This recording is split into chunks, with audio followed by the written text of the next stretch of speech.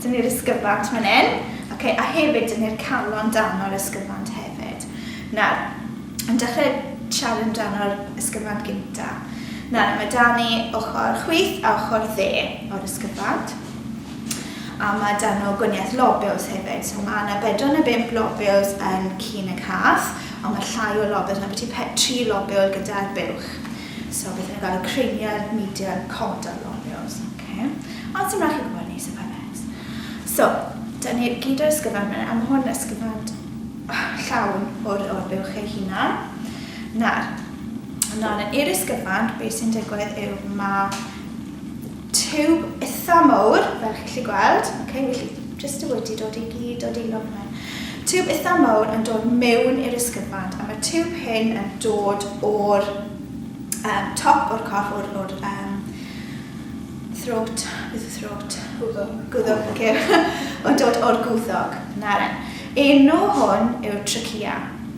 Nawr, mae trachea yn cadw yr agor trwy'r amser. So, os ni'n trial i ffili heb lot o pressure cau y trachea. A mae hwnna'n eitha bwysig, neu bydd air ffili mynd mewn a ffili dod allan i mynd mewn i'r ysgyfant i'r buwch cael anadlu.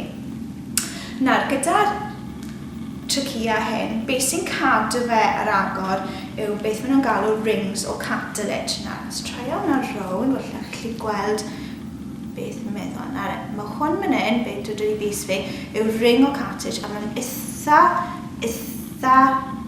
cryf. Okay, fel chi'n gweld. So, os fe'n rwydd i tynnu dy gilydd. Nawr, mae ring o cartilage yn gwneud beth maen nhw'n galw sharp D. So, mae'n dod o myna reit rownd i man hyn. Nawr, beth sy'n digwydd o man hyn yw mae fe'n tymau bach llai o cryf, achos beth sy'n ni'n mynd nawr yw beth nhw'n galw ligament. A beth yw hwnna yw soft tissue sy'n tymau bach yn elastic. So mae hwnna yn joino wedyn o un ochr o dy i'r ochr arall o dy. Ond hwn sy'n cadw y trachea ar agor, mae hwn wedyn yn cael tymau bach o leeway. So mae trachea gallu mynd tymau bach fel yna. Nawr, pam mae trachea gorffen ein ni? Mae'n eitha clefer pam mae trachea gorffen ein ni. Achos beth sy'n dod ar bwys y trachea fan hyn, y tiwb mawr arall. A tiwb arall sy'n dod just ar ben y trachea yna, just nesaf y trachea fan hyn, yw'r tiwb o enw'r esophagus. Nawr, esophagus yw'r tiwb sy'n dod o'r ceg lawr i'r stumog.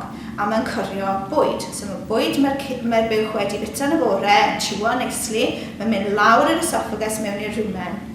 Nawr, os oedd y trachea hyn yn rigid cylch i gyd, bydd dim lle i bwyd sy'n dod lawr i'r esophagus i dod lawr trwy'r chest. So mae rhaid y trachea cael tymau bach o leniency, so wedyn os mae yna bolus y bwyd yn dod lawr i'r esophagus, mae gallu cael y lle i mynd lawr i'r stumog. So yna pham dyn ni beth nhw'n galw D-shaped ring. Yna pham mae tymau bach o leniency sy'n leeway ten. Okay.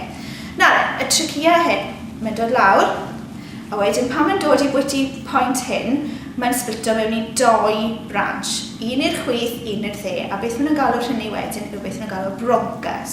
So mae'n splito mewn i bronchus.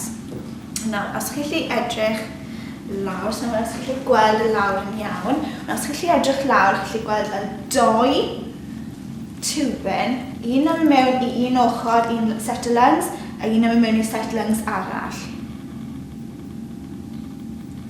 Nawr, un yw'r left bronchus, a llall yw'r right bronchus. A'r un peth y trachea, mae yna rings o cartilage hyn trwy reit lawr i'r gwylod y bronchi ei hunan. Nawr, pan ni'n mynd mewn i'r ysgyfant mwy, mae'r bronchi yn mynd yn llai a llai o seis. So maen nhw'n torri mewn i just yn bwyty fel coeden. So maen nhw'n mynd o 1 mawr, i 2, i 4, i 8, i 16, etc. Reit lawr, so maen nhw'n reit lawr mewn i'r ysgyfant ei hunan. A chi'n gweld o'n hyn, mae rai bach hyn. A rai bach hyn wedyn, bydd nhw'n mynd yn llai o seis, ac bydd rhain beth nhw'n galw y primary neu secondary bronchi. a bydd rhain yn mynd yn llai o seis, bydd nhw'n mynd mor bach, bydd chi'n ffili gweld nhw'n iawn, ond bydd chi'n ffili teimlo nhw. A beth chi'n teimlo yw rhywbeth sy'n galed yn yr ysgyfant ei hunan, yn y tisiw'r ysgyfant. A beth yw'r hynny wedyn yw beth nhw'n galw y respiratory bronchi. So rhai bach. So mae cwbl dyn ni myna, ni chi just teimlo a gweld nhw rili, okay? Ond maen nhw'n mynd mwy llai o seis na ni. Ar y diwedd o bob un o'r rhain wedyn, maen nhw'n galw, beth sy'n galw alveolus yw e.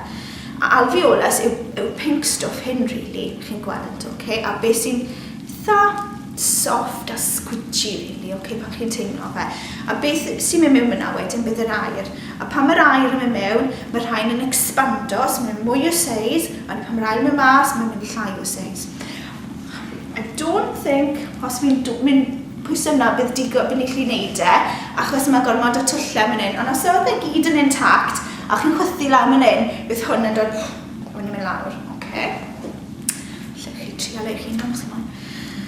Right, so, mae'r air yn dod mewn hyn, so mae'r air o'r atmosffer yn dod mewn hyn, mae'n dod lawr, mae'n lawr y trachea, lawr y primary bronchus, secondary bronchus, rai llai o seis, bensi lawr i beth nhw'n galw respiratory bronchuses bach hyn fan hyn. Okay? A mae gyd nhw'n cadw gadael yr agor gyda'r cartilage rings hyn. Nawr, yn y respiratory bronchus, mae rhain wedyn bwys yr alveolau. Yn alveolau, beth sy'n digwydd yn hynny, yw mae'r ocsigen a'r carbon dioxide yn cael ei, beth nhw'n galw exchangeio. So mae'r ocsigen yn mynd o mewn yn yr alveolus i'r gwad, a wedyn mae'r carbon dioxide yn mynd o'r gwad mewn i'r alveolus, a mae'r anifal yn cael gwared yr carbon dioxide allan mewn yr atmosffer. So gaseous exchange, okay, exchange o carbon dioxide a ocsigen yn cael ei digwydd mewn yn yr alveolus. Nawr, os mae'r anifal yn dost, os mae pneumonia dy'r anifal, okay, bydd hwn ddim yn edrych mor pink a hyn. Bydd yn edrych yn eitha coch, wella even D, wella penderfynu pwy mor wael mae'r pneumonia, a wedyn bydd hwn bydd yr alveolus ei hunan ffili expando fel dyle fe. So os mae unach chi'n ysmygu, paidwch, achos na beth bydd eich calon, na beth bydd pethach yn edrych gyda chi, a bydd chi ffili yn adlu mor dda dyle chi. Nawr, dyn ni fan y rings o'r cartilage, so mae rings o'r cartilage, chi teimlo nhw, a chi gweld nhw jyst mynd trwyddo yr esophagus ei hunan, trachea ei hunan fel hyn. Okay, so hynna sy'n gadael yr agor, cadw yr agor. Nawr, mewn ti fewn yr trachea ei hunan, mae yna cellau, okay, mae yna cells, a mae yna membrane. Nawr, mae'r cellau membrane hyn yn eitha pwysig, achos maen nhw'n cadw y trachea yn moist ei hunan, a maen nhw'n gwneud siŵr bod yr air sy'n dod mewn yn moist ac yn dwymach na beth yw e tu allan. Os oedd yr air tu allan, y corff yn mynd mewn straight mewn i'r alveolau ei hunan, bod nhw'n cosi problemau gyda'r alveolau, achos bydd e'n rhy sych a bydd e'n rhy o'r. So mae'n bwysig wedyn i'r air ei hunan, dechrau yn y nasal chambers i dechrau da, a wedyn pan mae'n mynd draw'r y trachea ei hunan a'r bronchi i fod yn dwym a'i fod yn eitha moist. Hefyd, mae'r rhain yn pwysig, ond mae'r membrane hyn yn pwysig i stopig pethach sydd dyle ddim fod mewn yn y lungs yn ei hunan, okay, yn yr alveolau ei hunan. So, pethach fel dwst, neu grasid, neu rhywbeth fel ni. Okay, so beth bynnag bydd y buwch yn dod yn erbyn. So, bydd y membrane hyn a'r membranes yn y trwyn ei hunan yn stopig pethach i mynd mewn i'r ysgyfant a dyle ddim mynd mewn. Nawr, mae'r membrane hyn, mae tymed bach o muscle yn yma, dim byd lot.